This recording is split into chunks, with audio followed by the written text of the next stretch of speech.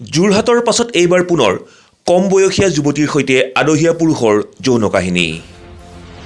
এইবাৰ আকৌ কথা গুৰুতৰ। কাহিনীৰ নায়ক এজন শিক্ষক, আনহাতে নায়িকা এজনী ছাত্ৰী।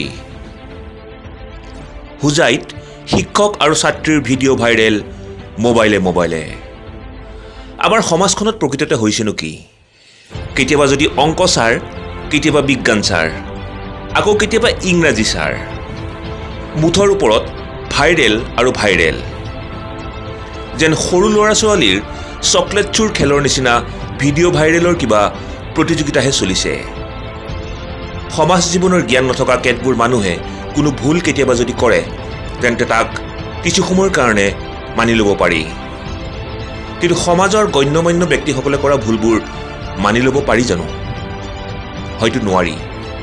তেনে এক ঘটনাই সংঘটিত হৈছে হোজাই জিলাৰ এখন বিদ্যালয়ত। উচ্চতৰ মাধ্যমিকত পঢ়ি থকা বিদ্যালয়খনৰ ছাত্ৰী এগৰাকীৰ লগত শিক্ষকৰ অনৈতিক কাৰ্যকলাপৰ ভিডিঅ' মোবাইলে ভাইৰেল হৈছে।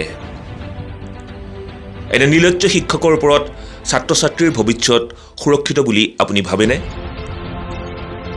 কমেণ্টৰ জৰিয়তে জনাওক আপোনাৰ ব্যক্তিগত মতামত।